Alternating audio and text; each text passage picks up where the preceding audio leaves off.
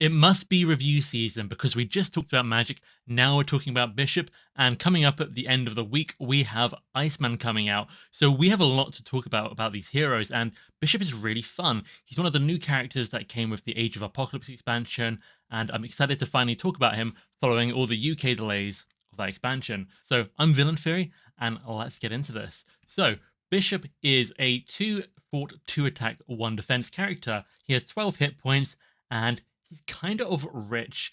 And by rich, I mean lots of resources to spend.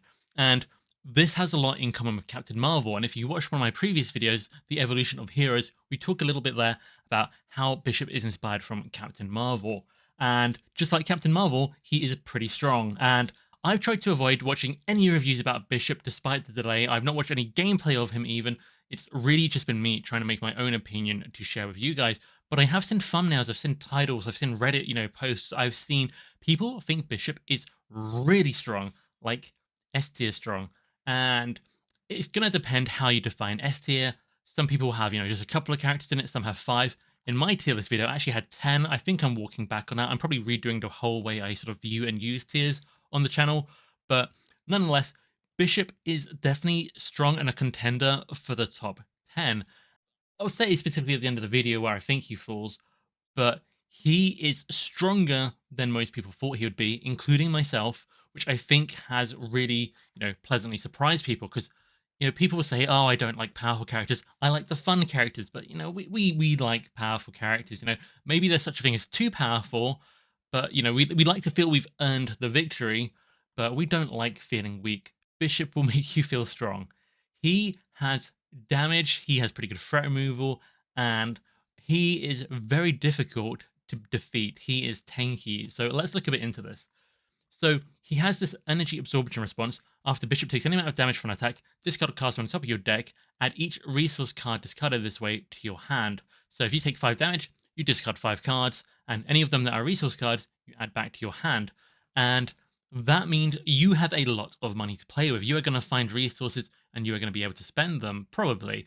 But you will be taking damage. And before release, the kind of concern was that this would be kind of unreliable. You want to just take all this damage openly on the character. It can be kind of risky, that kind of thing. But Bishop's uniform, which you can see on the right-hand side of the screen here, is incredibly good. And it's become better because of his defense card, which we'll look at shortly. But long story short, getting resources from Bishop's ability is very consistent. You'll draw into some naturally as well. So you're normally healing even early game for 1 or 2, but later in the game, you're often healing like 4, 5, 6, plus damage potentially. It's kind of crazy, especially on, I would say, standard mode opposed to expert, where the villains aren't hitting as hard. It is more consistent to stay healthy and healed, although it is still extremely good on expert, which is what I mostly play. Just a very, very good card. And then the sort of final piece of the, his core upgrades, I would say, is his rifle, which, similar to the uniform, where the uniform heals him for 1 damage for each resource card he has. Bishop's rifle deals damage for each resource card he has. So if you have 6 or 7 resource cards, your rifle is just dealing 6 or 7 damage, which is ludicrous. I mean, that is really very, very good. So the uniform, hitting 6, 7 damage. If I'm getting hit, pretty hard by one of the tougher villains, I could expect a tough or an ally, chump block to protect me from almost as much damage. But the rifle, just putting out the crazy amounts of damage every turn on repeat with range, which is actually surprisingly useful. In the current game, there's a lot of retaliate. That's just incredibly good. So the kind of gameplay kind of loop or flow, I should say, is you get attacked by a villain, you discard some cards, get some more resources, you trigger your uniform, heal back up. Then when your turn rolls around, you shoot your rifle, you deal, quite a bit of damage with that. And then you have a large hand of cards full of resources where you can just basically play every single card you have in your hand sometimes, the ones that have a cost to play. Sometimes you do have too many resources. That is a bit of Bishop's downfall, and we're going to talk about that as the video goes on.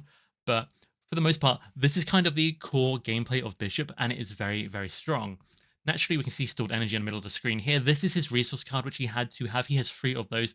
They're very, very good because, hey, double resource, very, very useful, worth twice as much as a normal card if you can spend it, but also to trigger his upgrades and things like that. The temporal trait on it is really useful because if we look at Bishop's alter ego here, he has this ability called temporally displaced, response after you change this form, add a temporal card in your discard pile to your hand. So if you are in hero form and you need a bit of extra money to play an ally or an upgrade or a support, you can just flip Alter Ego, get 2 more resources, and play it.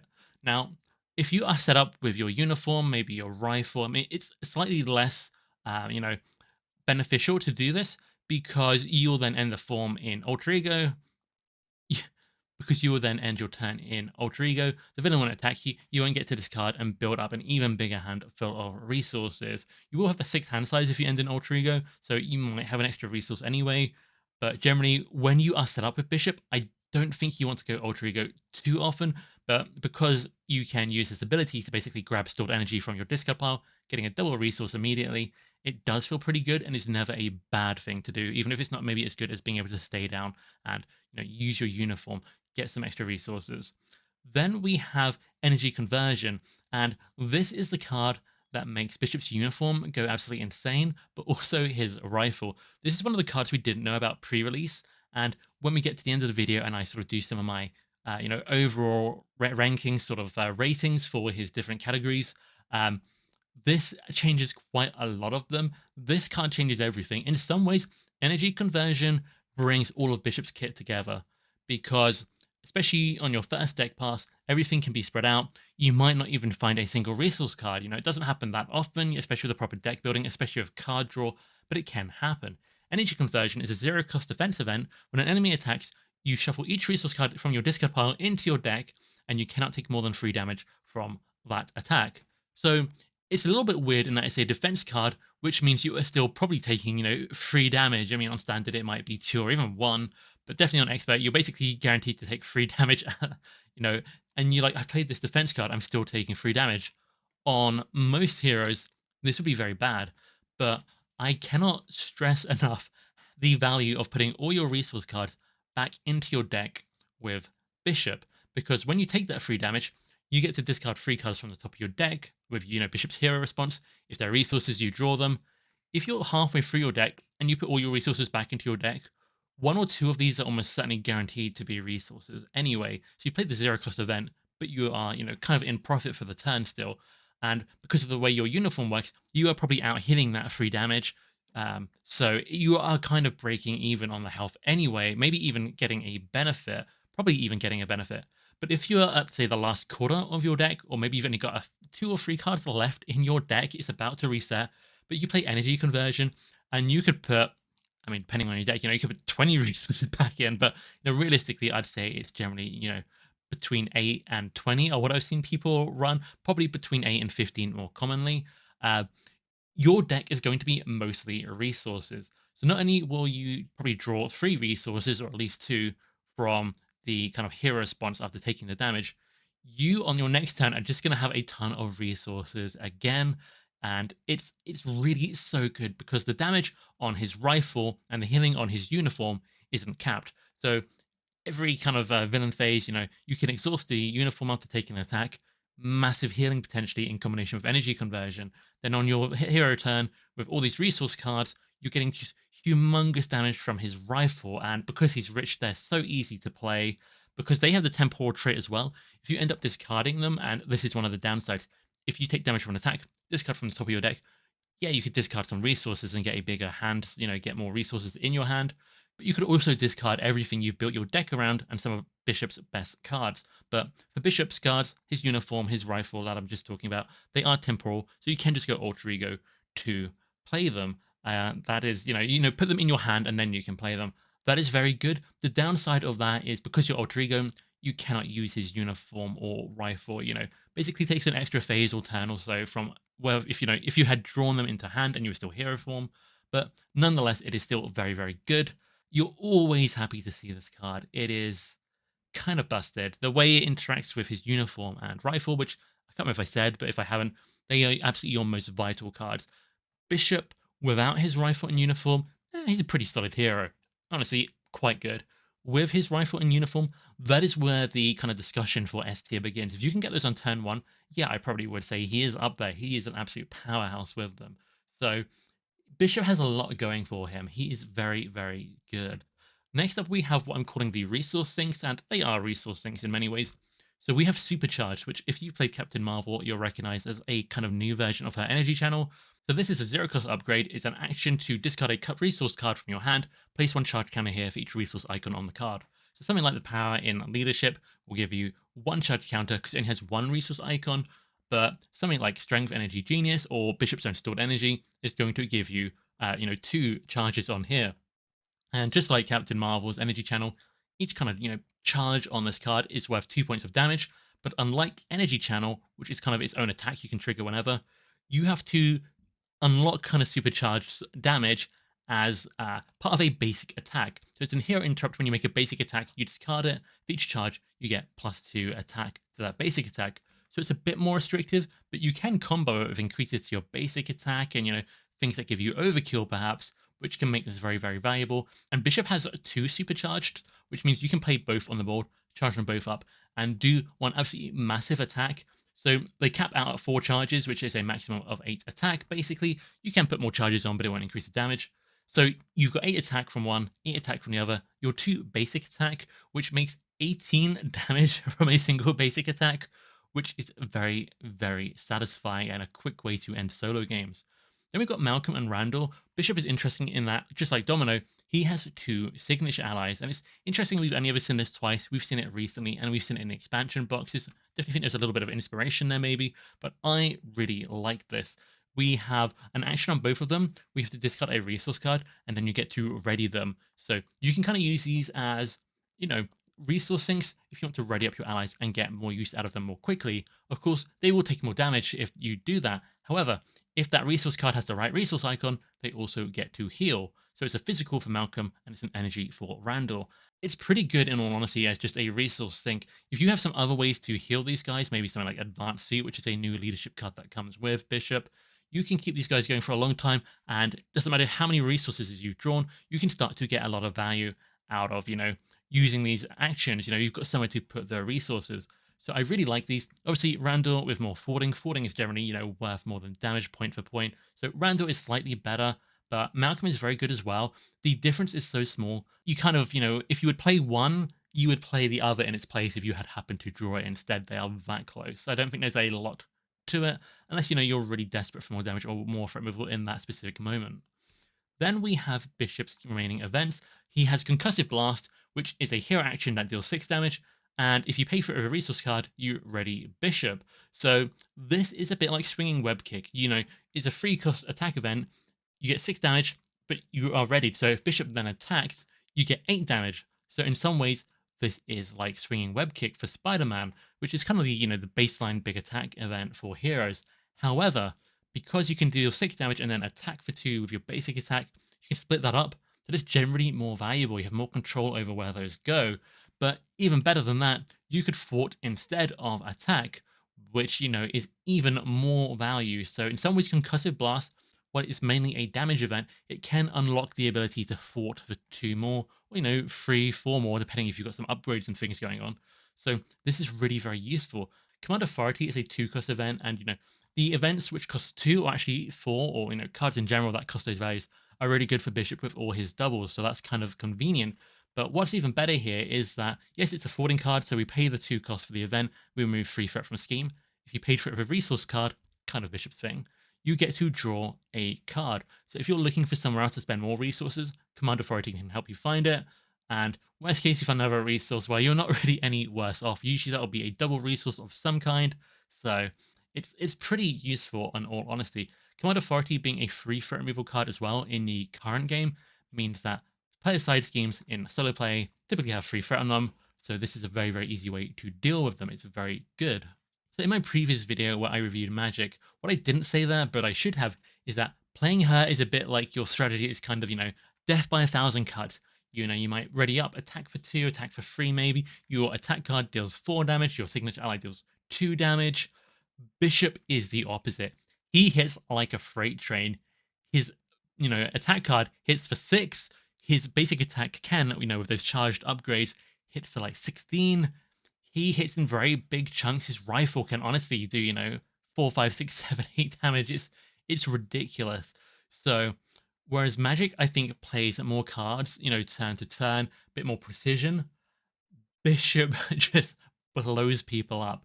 It is pretty fun. It's a very different style, and certain styles will appeal to one person, more than the next player.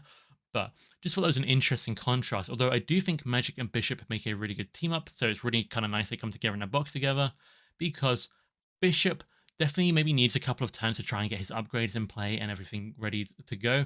Whereas Magic, and I should have said this in the Magic review, her ability to see the top card of her deck face up and get a 1-cost discount on it can kind of be compared to starting the game with an Avengers Mansion and a Helicarrier. So turn 1, I would always favor Magic, especially with, game control as opposed to, playing upgrades. If Bishop has a ton of resources, he can absolutely do that. But nonetheless, both of Magic and Bishop are very, very rich characters who can get a lot done very, very easily. Then we need to talk about Bishop's Nemesis set and Obligation. And honestly, it's again like Magic, there's an old style Obligation.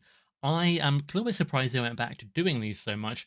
These are kind of free. So Bishop doesn't want to exhaust to defend. He's just like Captain Marvel. He'd rather, heal. He can take it. It's fine. You are already, you're always free to exhaust to remove this. And just exhausting to do with an encounter card, in my opinion, is just like half an encounter card at best. It's very, very easy to deal with. So yeah, great, it's gone. The bottom option is something you will very, very rarely ever see, only if some other encounter card has probably exhausted you beforehand. So yeah, I have absolutely no problems with Fear the Future. In fact, I don't fear the future with Bishop at all. The Nemesis minion on a regular hero would be quite annoying. Free attack and quick strike is a nasty combination. If you chump block it with an ally, it puts threat on the side scheme, which is quite annoying, or it actually goes and finds the side scheme, which is even worse if that didn't happen to be in play. But for Bishop, who, when he's attacked, he gets to, discard and potentially add resources to his hand, sometimes this guy just generates more money for Bishop, and 5 health is absolutely nothing for Bishop. Bishop is a damage monster. The side scheme is really bad if you leave it in play, but between Bishop having 2 forwarding, his attack card readying him up, which you'll use to defeat Trevor Fitzroy, you can get rid of this. He has Randall, the signature ally, with 2 forwarding that you can ready up to do 2 more forwarding. Just gets rid of this as well. And of course, his threat removal card removes free threat. He always generally has a way to deal with the side scheme very, very easily. Like with Magic, so like a lot of the side schemes in this whole expansion, the side schemes do not scale per person, which means in multiplayer, yeah, it's just super easy for people to help you get rid of this. It's no problem whatsoever. Before we move on to talking about sort of the deck building, the aspect cards and things that Bishop will like, I do just quickly want to compare him to Cable. I find it so fascinating that in Next Evolution, we had a time traveling soldier with, an energy rifle, and then the female character was a character that played with the top card of their deck in new, interesting ways. We now have that exact thing again in this box. Now, Magic and Domino do have quite a few similarities, whereas Bishop and Cable are very, very different. But there is still something to be said here. They both have the rifle, dealing damage every turn as a 2-cost upgrade, and they are both time travelers on the theme, and their Nemesis sets even share that theme.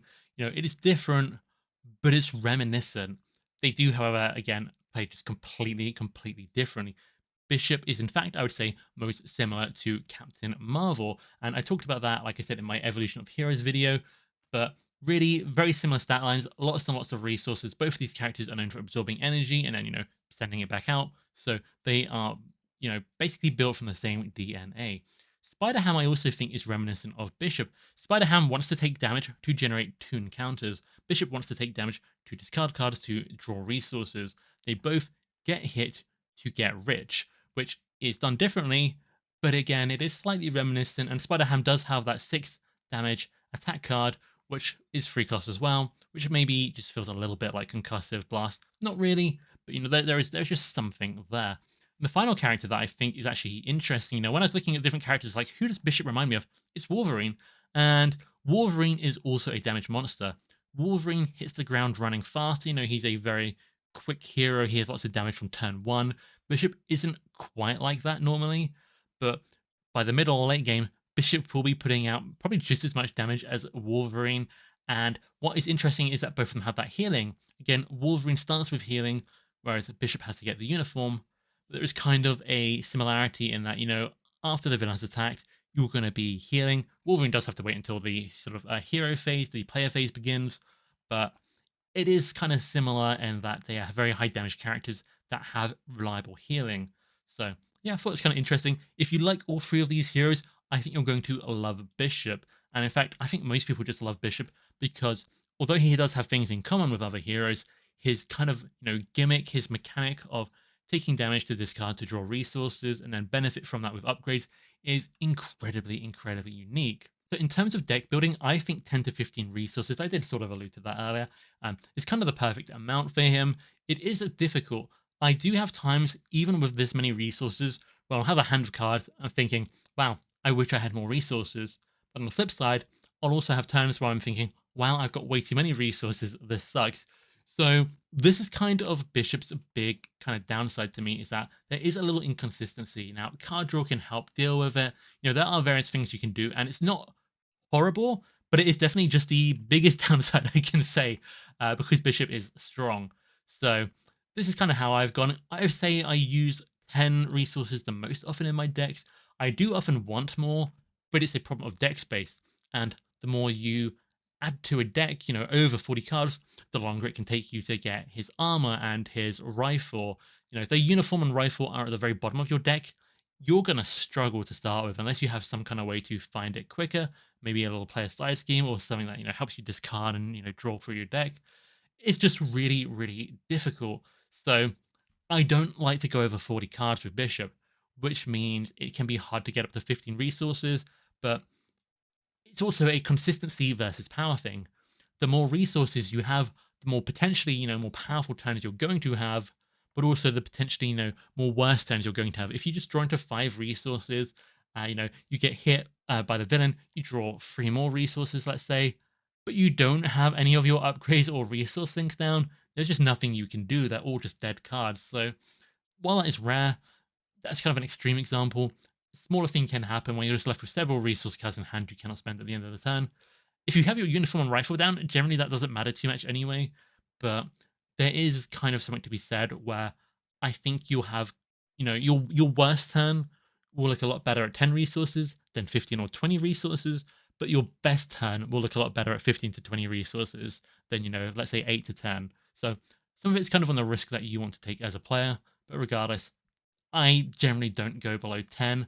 I wouldn't ever go below 8, I don't think, with him. Absolutely not. Then we have the basic cards, and I'm a little bit worried that I've forgotten some because just like with Magic, there's a lot of basic cards that he really, really likes.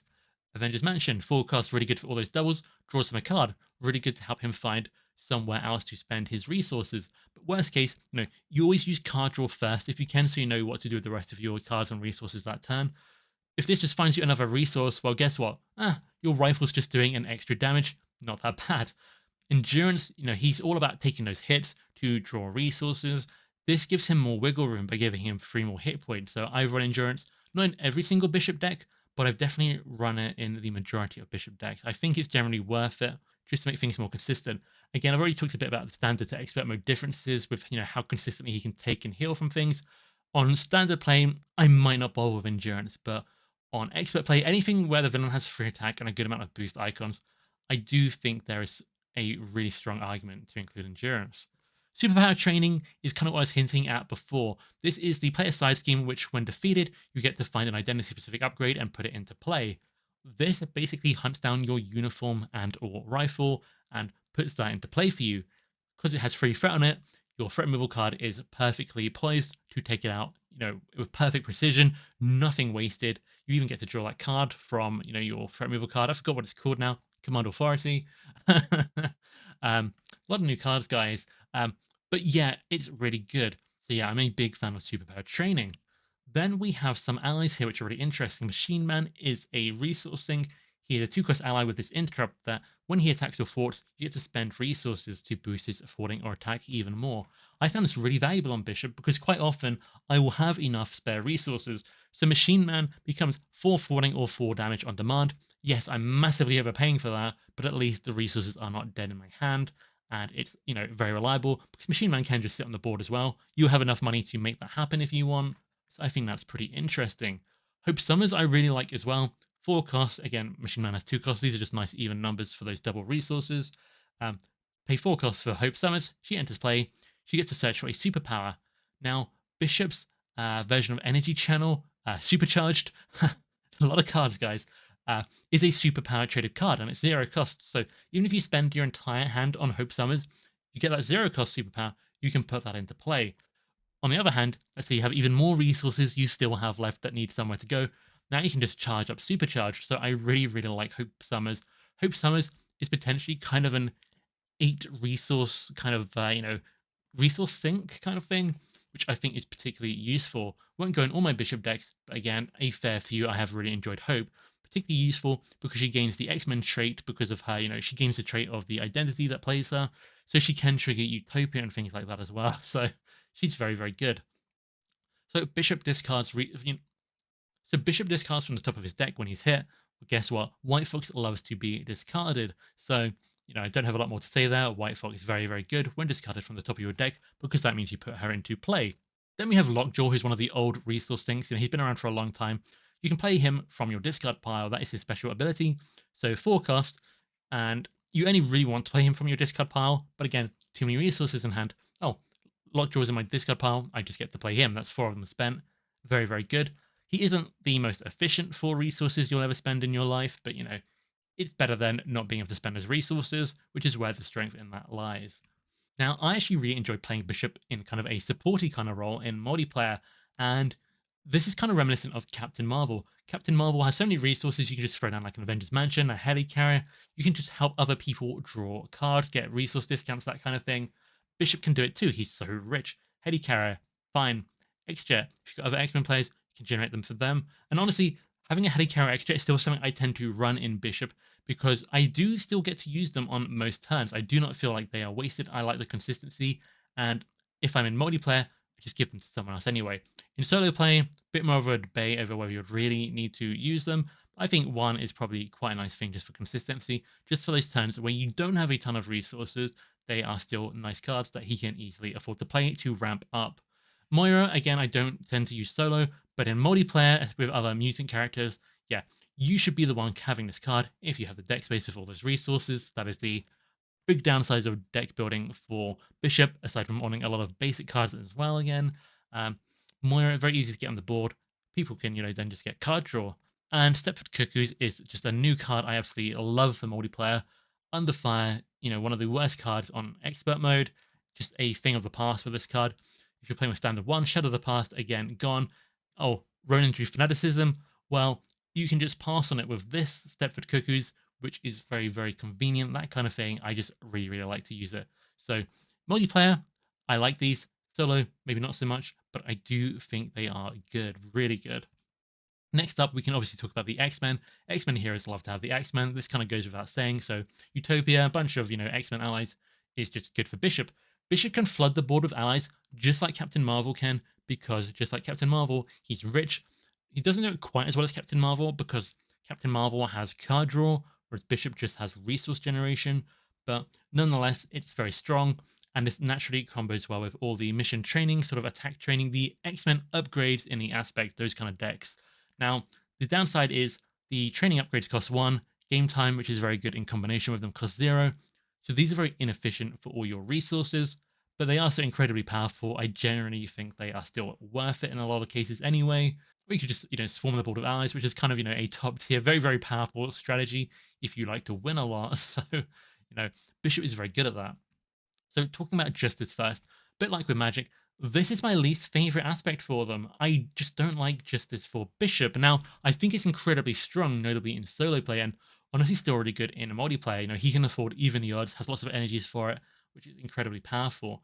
But I just don't think there's a ton of interesting interaction going on. Yeah, you can flood the board with allies, and he can ready up. So, the, float like a butterfly builds are all right, but I don't think it's anything too special for him. I do like that making an entrance can heal him. This can keep him ready to, stay in hero form, keep using his ability, especially if you haven't found your uniform yet. Wolfsbane, I really like.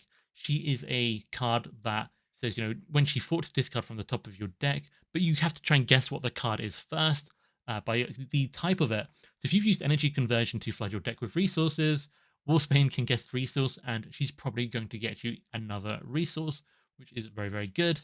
So I do think that is interesting, and I do think Justice is the aspect which most consistently lets Bishop deal with specialized training, but he can also, in a multiplayer setting, benefit from the health boost much better than most characters can. So if you're in a 4-player game and people are arguing, I want the increased attack, I want the increased attack, Bishop can just go for the increased health because he is really wanting to take damage every turn more than basically anyone. So it's very, very good.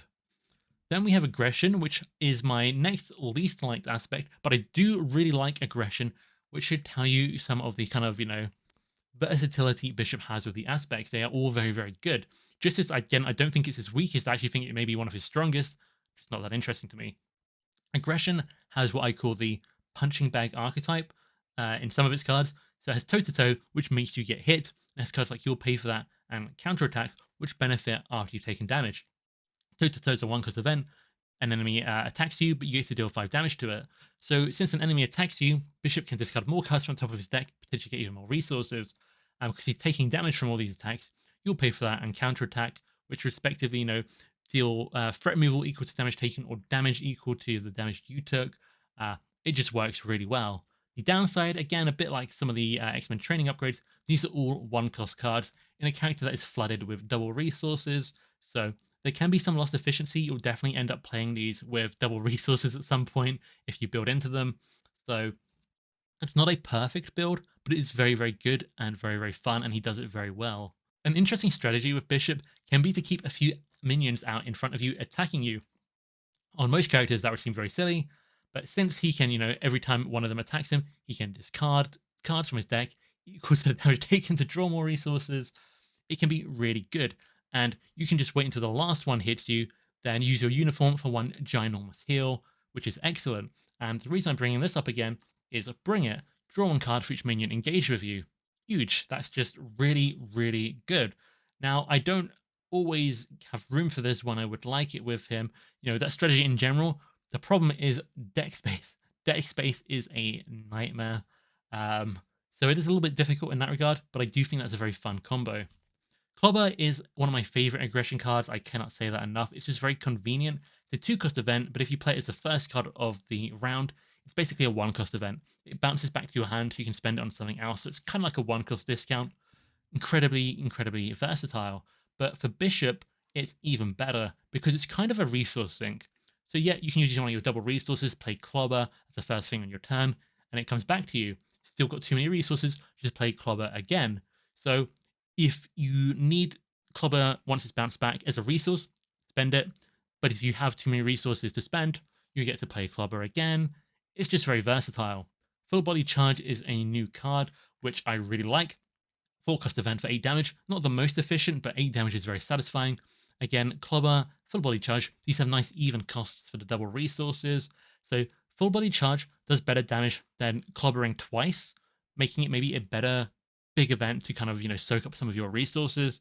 But Clobber just has that flexibility. You can A, hit multiple targets, but at B, can also potentially, when it bounces back, be a resource rather than a way to spend 2 more resources. So it can be really good early game to, say, take out a minion and then play an upgrade or support. Overall, I would prefer to take Clobber than Full Body Charge, but both of these can be really, really good with Bishop. Last card I want to talk about for aggression is Hand Cannon. This gives his basic attack Overkill.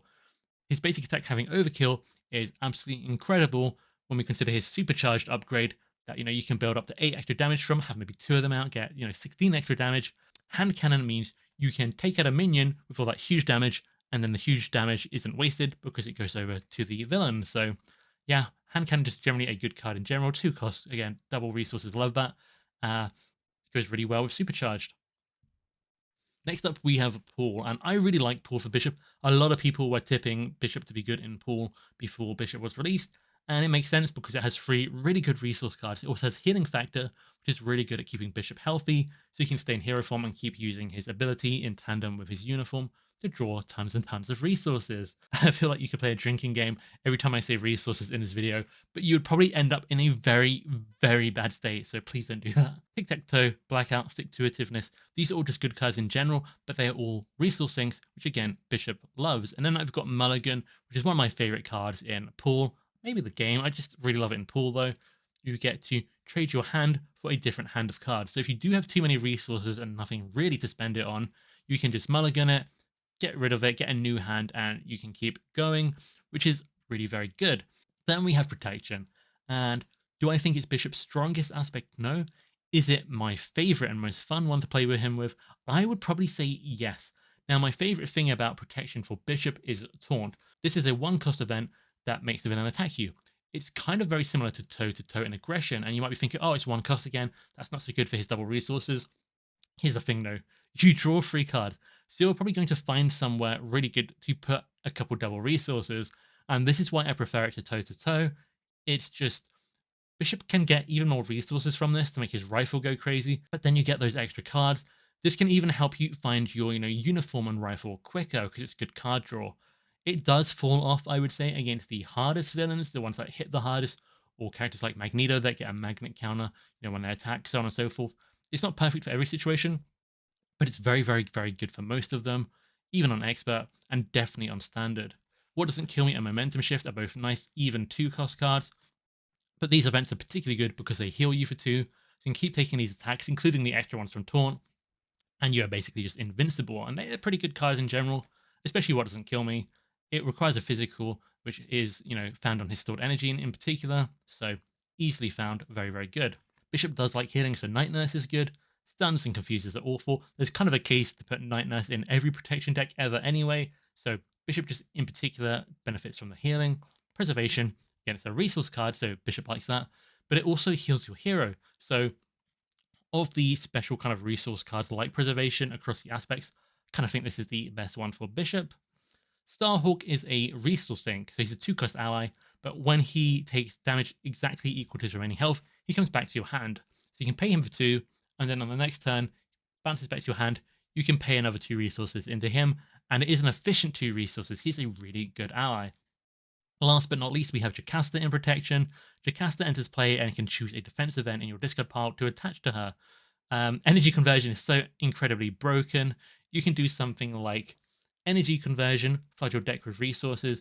Then on your next turn, maybe you have Jocasta. Then you can play it, get the energy conversion, and then flood your deck with resources all over again, which has 2 benefits.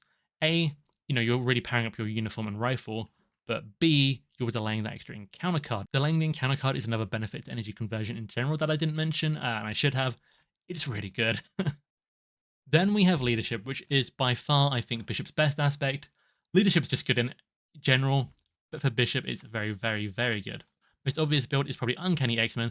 Flood the board with allies. He's very good at that. He has the money to do it. The only downside is a lot of X-Men allies are 1 cost with Uncanny X-Men's discount. It discounts their cost by 1, which means that, your double resources might go to waste, but there are plenty of good 3-cost ones as well. We'll probably get some more in the future, so definitely very solid. Advanced Suit is a card I referenced much earlier in the video. It's a 0-cost upgrade to go on an X-Force or X-Men ally. After that ally defeats a minion or side scheme, you get to discard a card from your hand, heal 1 damage for each resource icon on that card. So for Bishop with a lot of double resources, he can often get 2 healing from this, and just keep allies alive for a long time, which means you can just either keep the very valuable ones alive for a long time on the board, or you can upgrade them to make them even more valuable and just keep them very, very healthy. Then we have Strength in Numbers. Because Bishop is so tanky, with his uniform, his stat healing, he can just kind of throw out allies and never need to block with them, or at least very rarely, which means you can just use them as batteries for Strength in Numbers. One of the more powerful leadership cards in the game, next to Recursion, obviously. He just draw tons and tons of cards, which means more resources for massive rifle blasts, and it just means more places to put your resources as well. It is incredibly good. There are also some other interesting things we can do with the allies. Adam Warlock wants you to discard a card at random from your hand when he activates. Now, if you make it so you're only left with, let's say, stored energy in your hand, you can get double benefit from him. Then we have Ant-Man, who's a 0-cost ally, but you get to choose how much you pay for him. So he can be a 2-cost ally if you've got a double you need to spend. He can be a 4-cost ally if you've got 2 double resources you need to spend. So Ant-Man is very, very good, kind of as a flexible resource sink kind of thing. He's not really a resource sink in a traditional sense, but he is definitely somewhere where you can just efficiently throw all your spare resources into to get a benefit, which is really very powerful. In a similar way, Make the Call is just the same. 0-cost event, but you get to choose an ally in someone's discard pile, so you kind of get to choose how much you want to spend on it again. So handful of resource cards, Nick Fury, or, maybe someone like Snowguard, or maybe someone like Black Panther.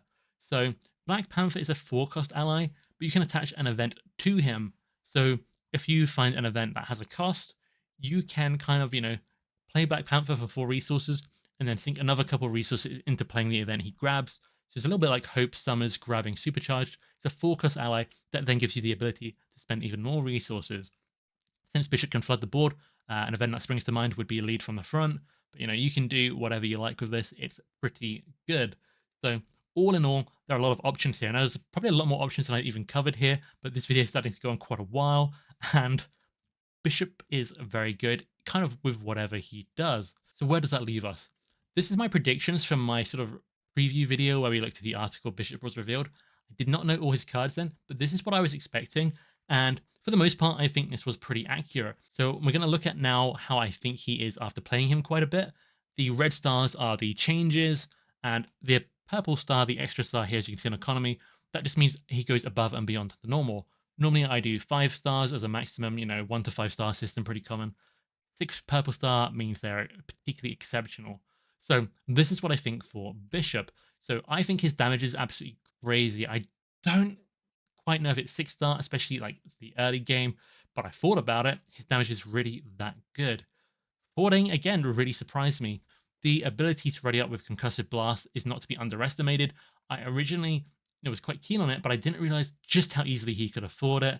He's got his allies, which again, you can grab the forwarding one, Randall, pretty easily just by going Alter Ego if he's in your discard.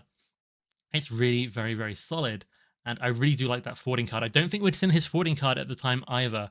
But it's just super efficient when you factor in the card draw, and card draw is generally just strong.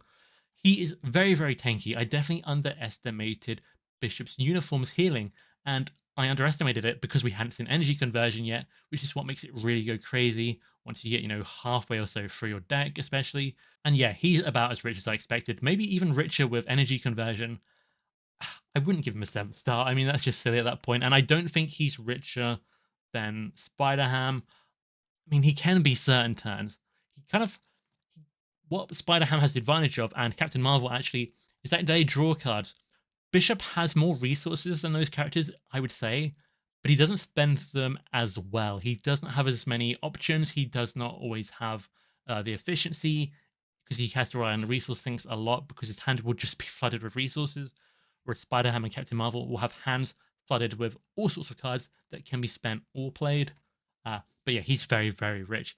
He is the default, de facto remover of attachments in any multiplayer games because he will have the money to do so, no problem. No control, but he just doesn't have stuns or confuses. It's whatever. Speed of setup is better than I expected. He is, that forwarding card is just really good for superpower training the side scheme, and it just doesn't tend to be too difficult. Maybe I could have left this at 3 stars, but I think pretty confident about 4 here. Reliability is 3. It's still kind of on the lower end of all his stats and things that I've rated him here, but he's more reliable than I thought. Even without his uniform and his rifle, he's a very good hero. Card value has gone way up. It's a very, very good forwarding event. Energy conversion is just so ridiculous, and it uplifts all his other cards that require resources that benefit from the amount of resources you have. So yeah, it's a fantastic package overall. Really, really good. Ease of play, I've bumped up to 4 stars. I could put it at 5. I think once you have a basic understanding of Bishop, he kind of almost plays himself. Take damage, trigger upgrades, play the, what's left in your hand as efficiently as possible. Variety, I gave 3 stars. We looked at a lot of cards. He does have a lot of different things he can do, but his decks want tons of resources, which really limits what you can actually put into them realistically. And I think a lot of his turns do look quite samey. It's an interesting one to rate for him, but I do really enjoy Bishop, so I've given him 4 stars for fun factor.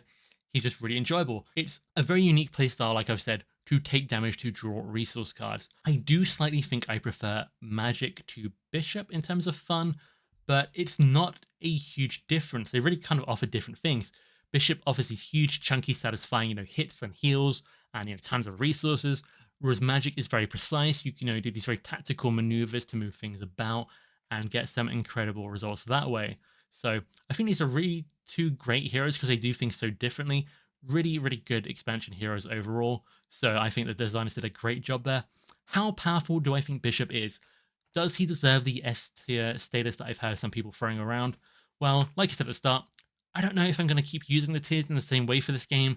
Again, a few years ago, he would have been absolutely an S tier, but nowadays we have so many characters that are very, very strong. The average strength is so much higher. I'm not quite sure. I've played Magic and Bishop extensively recently, but one of the characters that stands out to me is Captain Marvel, who I've mentioned here, but I've played her a few times recently alongside both of these characters, and around it, and I don't think either of them are quite as strong as Captain Marvel. I played them, with the intent of trying to measure their strength. And I've tried different builds for Bishop and Magic, obviously. I can't seem to do better than Captain Marvel. Card draw is just so versatile, so good. It's really hard to contend with. So I don't put Bishop in S tier because if you remember my tier list video, one of the first videos on this channel that I think a lot of you have seen, I only really just put Captain Marvel on the edge of my S tier, which was the top 10, which I think is kind of too many in general. Now, I do think I slightly underrated Captain Marvel, but it's not enough to bring these guys up after her. Maybe you guys disagree. I do think in certain games, Bishop can do better than, both Magic, but also Captain Marvel, but he is less consistent. I'd say slightly less versatile, but only slightly. But he does have a lot more damage, so it's, there's different factors at play here.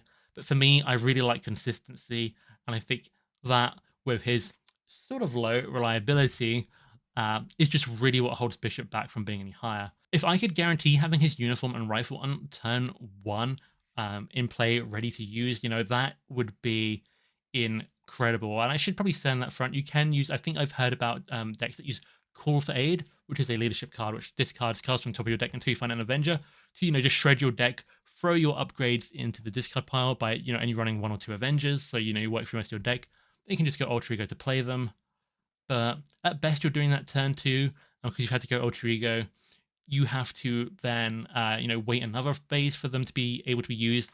And normally at worst, I think it only takes turn 4 or 5, to have both in play most of the time, especially if you have a card draw deck, which he likes. So I don't know quite how I feel about that personally, because then it's driving you closer to that encounter card by a significant amount when you're set up less. Again, on a lot of, villains that won't matter much, but it does to me. Especially, I like to play against, the harder 50%, I would say. Maybe not the hardest 10% all the time, because they can be quite tiresome to play. But I like to put in hard mod sets, things like that. And I just don't think that cuts it for me. So I do think that reliability is the big thing holding him back. You can have turns with too few or too many resources, but he is just a juggernaut otherwise. So I'm going to tentatively put him as a top 15 hero. I would not be surprised in the future if I do change my mind to top 10. He is definitely closer to the top 10 than away from it. But I don't 100% know if he's top 10. There are so many powerful heroes, guys. There is an incredible amount of them. And it's hard to rate them with all these different strengths. Bishop is definitely in contention to move up more than he is to move down, though, in my opinion. So we'll see how that goes over time. But yeah, that's about it. Please like and subscribe if you enjoyed the video and would like to see more. And we also have a Discord server. I keep forgetting to mention this in my recent videos. We have a Discord server, which now that I actually have the expansion things, I'm trying to get a bit more active again. So if you have joined before, please check it out again. And if you're interested in, chatting and talking more about, deck building, anything at all like that, please hop in, link in description. Have a great day, and I'll see you in the next video. Bye.